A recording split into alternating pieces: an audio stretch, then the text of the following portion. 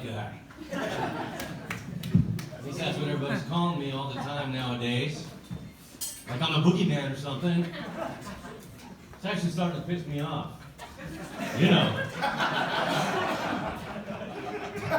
fact, if I hear that term, old white guy, one more time, someone's getting fired. I get it.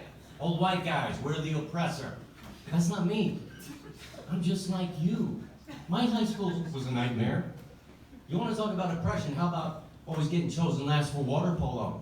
I began with nothing. I worked my way up the corporate ladder, started out in the mailroom. Of course, there was no female room, but that's not my fault. So I don't know how you can say I'm not into diversity when my corporation is multinational. Good morning, kids want. Oh, I get it. You want to work remotely. Come on, let's be honest, you're not even remotely working. So don't blame this old white guy because you can't keep a job. Take responsibility for yourself. You're the one who didn't respond to my advances.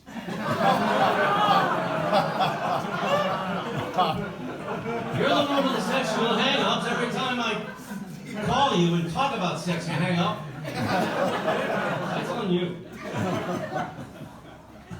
Oh, I got so much student debt. Here's an idea.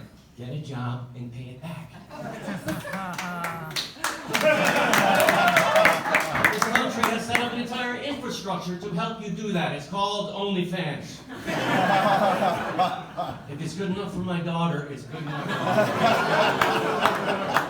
Because she refuses to be a Nepo baby. She's an entrepreneur like me. She's pulled herself up by her bra straps, and I'm very proud. The only thing I get out of it is a family discount. That's it. No other.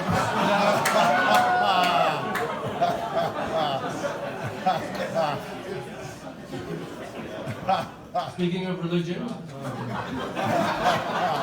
as a self-respecting old white guy, I am a Christian nationalist.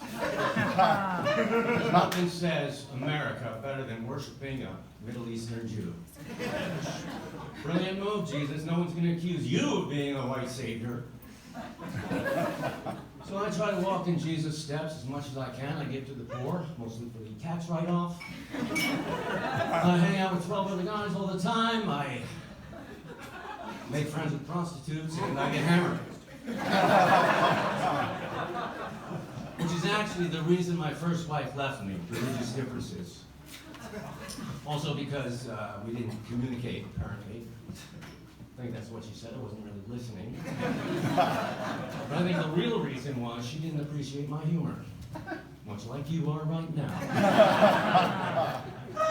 Oh well, her loss.